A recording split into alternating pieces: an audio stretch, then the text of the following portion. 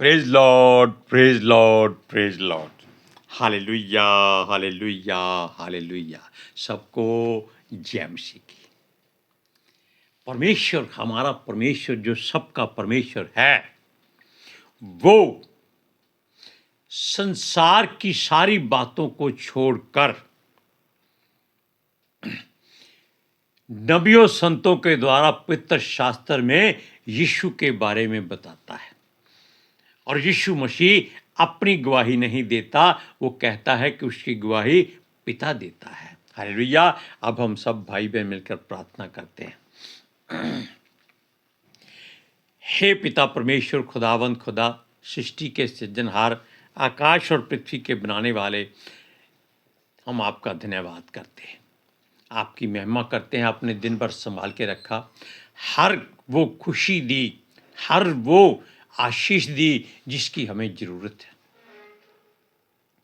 पिता आत्मा जी, हर रोज की तरह आप जो वचन देते हैं वो हम पढ़ें, हमको अकल, ज्ञान और बुद्धि दीजिए ताकि हमें किसी बात की रुकावट ना आए। और हम पितर आत्मा जी से विनती करते हैं कि वो हमारा मुंह बनकर इन वचनों को बोले, ताकि ये वचन धरती की छोर तक पहुंचे, लोग सच्चाई को जाने और सच्चाई उनको आजाद करे कि यीशु मसीह ही परमेश्वर का पुत्र है, परमेश्वर ही है। हालेलुया। मेरी विनती, मेरी प्रार्थना जीसस के समर्थी जलाली कदूस जीवित और पवित्र नाम में मांगते हैं, सुनो और कबूल करो, आमीन। अब आप इस बात को जान लीजिए, बल्कि जांच लीजिए, परख लीजिए, सोच लीजिए और ध्यान कीजिए कि परमेश्वर का आत्मा क्या कहता है। जिसके कान हो वो सुन ले।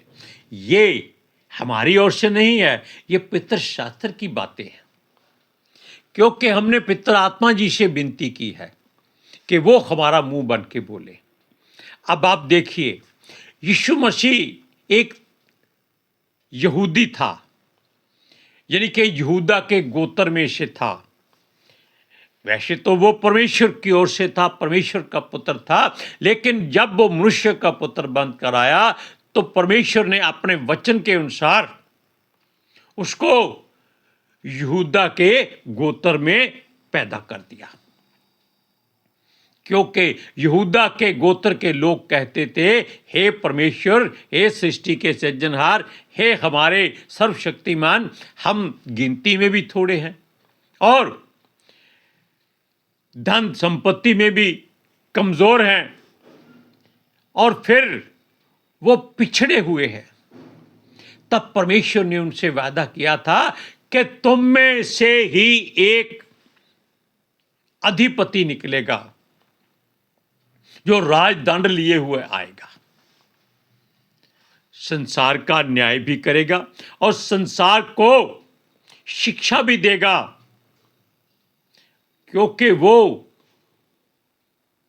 मार्ग, सच्चाई और जीवन बनकर आएगा। हालेलुया। अब इस बात को सुनिए, जब यीशु मसीह पर्व में गया और अपना उसने प्रचार किया, वहां पर लोगों को उपदेश दिया, तब वो फरीसी, करीसी जो भी थे, जितने भी लोग बड़े बड़े अपने आप को ओहदेदार, ज्ञानवान, समझदार, सूझवान, रुतबे वाले, जिनकी नाक ऐसे ऊपर रहती थी और वो ऐसे आसमान की ओर मुंह करके चलते थे, चाहे आगे खड्डा हो उसमें गिर जाए कोई बात नहीं, क्योंकि उठाने वाले बहुत आ जाते थे। वो उठाते उठाते ही उनके कपड़े साफ कर देते थे। क्यों? वो उन पैसे वाली थी, सरकारें उनके कहने पर चलती थी, इसलिए लोग उनसे डरते थे। लेकिन परमेश्वर का पुत्र किसी का भय नहीं मानता था, वो हर बात को साफ और सच कह देता था, क्योंकि वो यही सोचते थे कि ये एक अनपढ़ घराने से है, ये तरखान का काम करते थे, यानी कि जो यूसुफ और मरियम और उनके बेटे जो बाकी सारे थे, वो एक तरखान का काम करते थे। अगर हिंदुस्तान के लिए कहा जाए कि यहाँ पर जितने तरखान हैं वो यीशु मसीह के रिश्तेदार गिने जाएंगे, और ये लोग कहते हैं हम मानते नहीं हैं। दूसरी बात, क्योंकि वो ये सोचते थे इसको ये ज्ञान किसने दिया, कहां से आया, ये ऐसे अजीब और चंबे क्यों करता है। लेकिन यीशु मसीह ने कहा, मैं अपने आप से कुछ नहीं कर सकता, जैसा सुनता हूं वैसा न्याय करता हूं, और मेरा न्याय सच्चा है, क्योंकि मैं अपनी इच्छा से नहीं परंतु अपने भेजने वाले की इच्छा चाहता हूं। हालेलुया। अब आपको हमने वचन पढ़कर सुनाया, यह है यूहन्ना की इंजील 5वां अध्याय उसकी 30वीं आयत। क्योंकि यीशु मसीह का ज्ञान उनको क्यों नहीं मालूम होता था, क्योंकि वो विश्वास नहीं करते थे। अब देखिए, क्योंकि उसने कहा पिता किसी का न्याय नहीं करता परंतु न्याय करने का सब काम पुत्र को सौंप दिया है। अब न्याय क्या है, वो खुलकर वचन बताता था, सच्चाई बताता था, बुरे को बुरा कहता था, अच्छे को अच्छा कहता था। और वो कहता था कि अगर बुरा भी उस पर विश्वास करे तो पिता उसको बचा लेगा।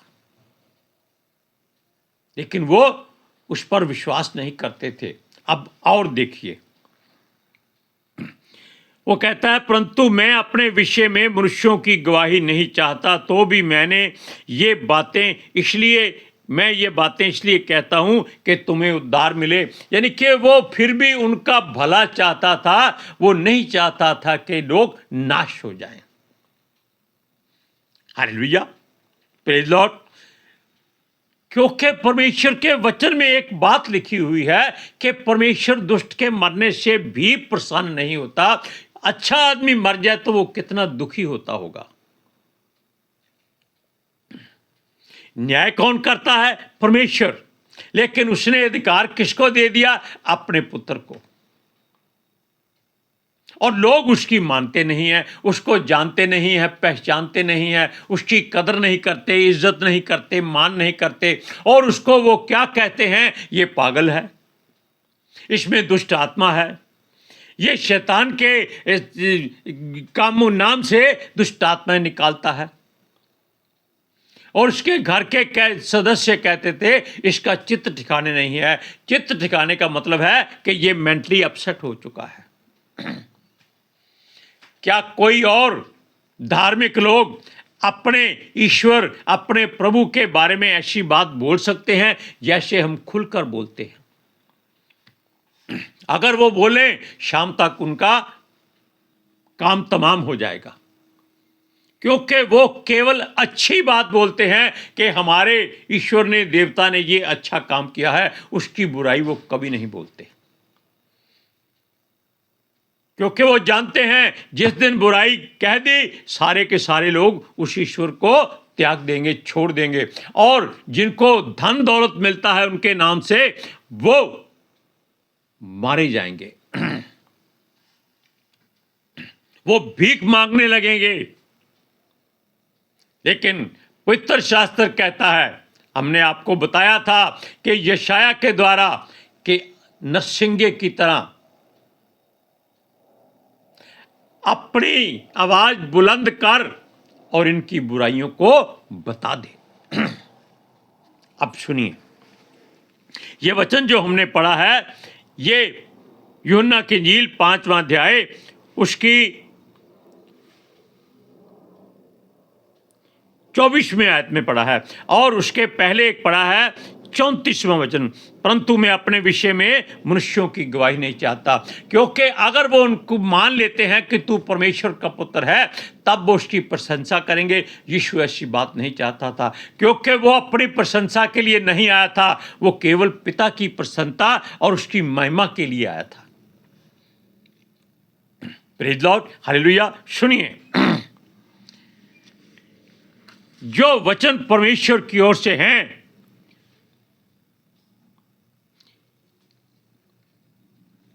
वो कहता है कि जिन लोगों ने भलाई की है, अच्छा काम किया है, परमेश्वर की आराधना सच्चे दिल से की है और उसके लोगों को सच्चाई का मार्ग बताया है, परमेश्वर का वचन बताया है, ईमानदारी से सेंत मेंत लेकर सेंत मेंत दिया है, सुनो, वे जीवन के पुनरुत्थान के लिए जी उठेंगे।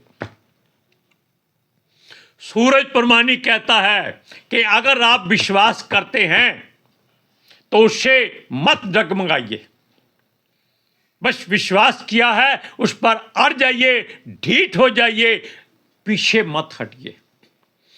अपने मुख से प्रभु की महिमा के वचन लोगों को सुना दीजिए। वो माने ना माने, सुने ना सुने, वो आपको चंद गालियां दे जाए, थप्पड़ मार जाए, कोई बात नहीं, उसका धन्यवाद करो और उसके सामने मुस्कुरा दो। हालेलुया। क्यों? वचन में यीशु मसीह मुख से कहता है, सुनिए, यूहन्ना की इंजील 5वां अध्याय उसका 29वां वचन,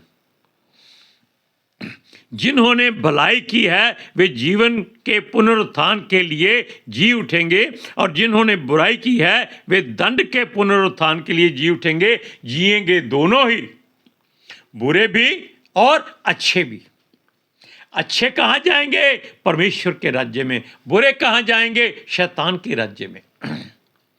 फिर दोनों में लड़ाई होगी कि तूने मेरा सामान ले लिया, वो कहेंगे तूने मेरा अधिकार ले लिया। सुनिए,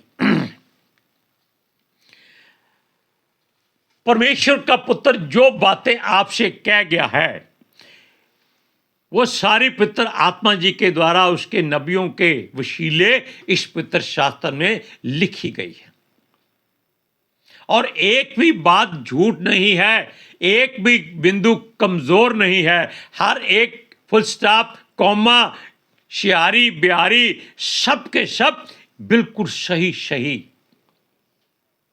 अगर आप कहते हैं कि वचनों में अंतर है, वो परमेश्वर की इच्छा से है कि आप दोनों को पढ़ें, दोनों का मतलब एक ही निकलेगा। एक जगह एक परमेश्वर का जो नबी या संत या विश्वासी या प्रेरित है, वो कहता है कि दो अंधे थे, यीशु ने दोनों को चंगा कर दिया। एक कहता है कि एक अंधा था, यीशु ने उसको चंगा कर दिया। दोनों के बीच में क्या अंतर है? कोई अंतर नहीं, क्योंकि दोनों का विश्वास एक है, दोनों का भरोसा परमेश्वर पर है, दोनों की आस और उम्मीद यीशु पर है, दोनों की जरूरत उनकी आंखें हैं। Hallelujah, praise Lord. सुनिए, अब जो वचन आपको हम बताते हैं 22वां, 23वां, 24वां, सुनिए। तो कहता है, तुम पुत्र शास्त्र में ढूंढते हो क्योंकि समझते हो कि उसमें अनंत जीवन तुम्हें मिलता है और यह वही है जो मेरी गवाही देता है। यह वचन है 39वां, 5वां अध्याय यूहन्ना की इंजील 39वां वचन।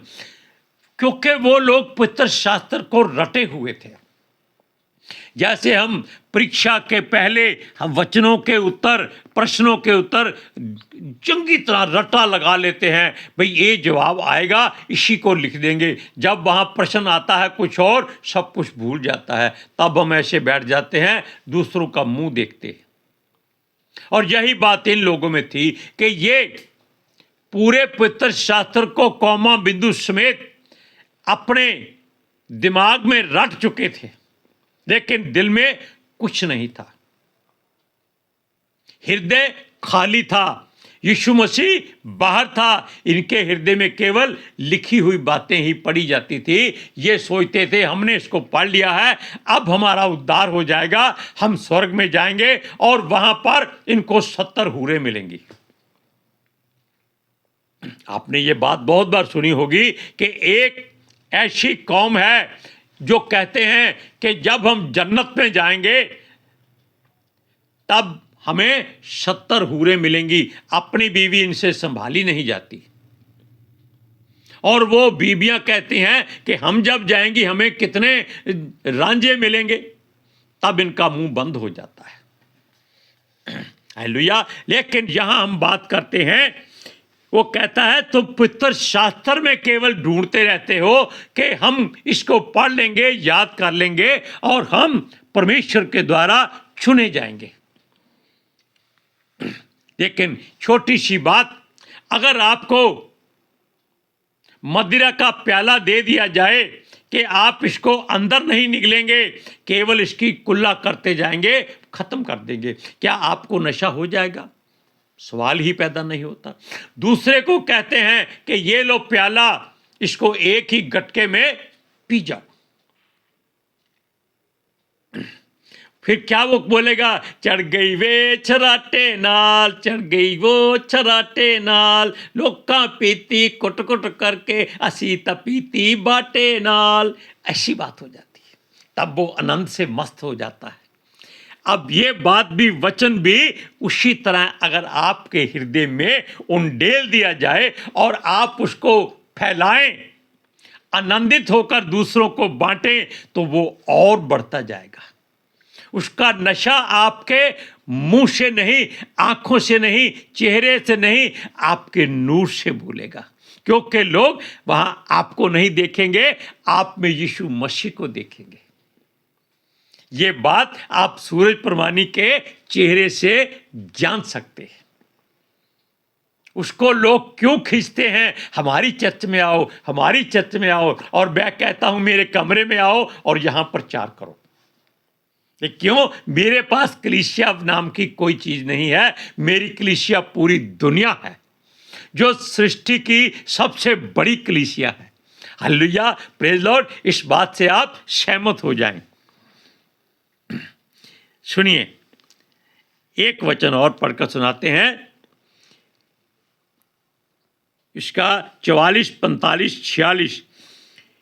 तुम जो एक दूसरे से आदर चाहते हो, और वह आदर जो एकमात्र परमेश्वर की ओर से है, नहीं चाहते। ये केवल मनुष्यों से अपनी वाह चाहते हैं। परमेश्वर कहता है कि मैं तुम्हारी वाह करूं, मेरे पास आ जाओ। ये कहते हैं तू ठहर जा, अभी तेरे पास इतना ज्ञान नहीं है जितना इन लोगों ने हासिल कर दिया है। सुनिए,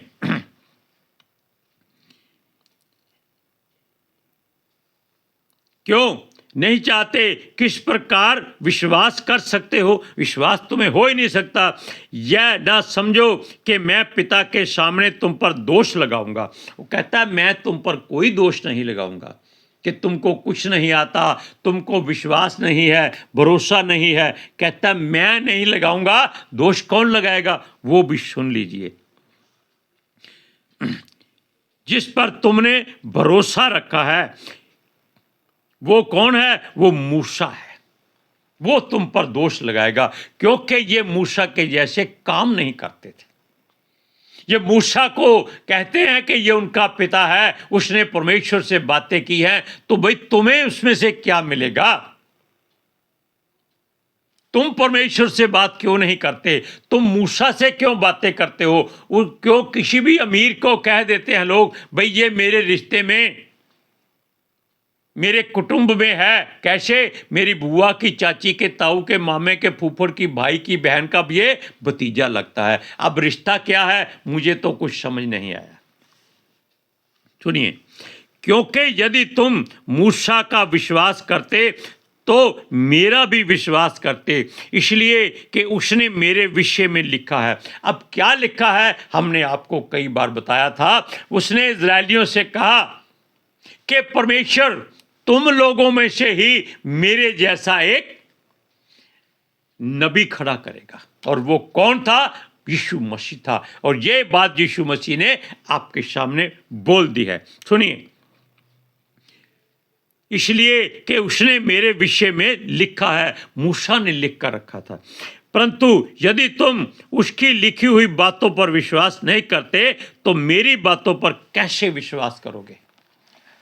अब आप बताइए कि जो लोग विश्वास करते हैं लेकिन उस पर अमल नहीं करते, उनका विश्वास करना बेकार है।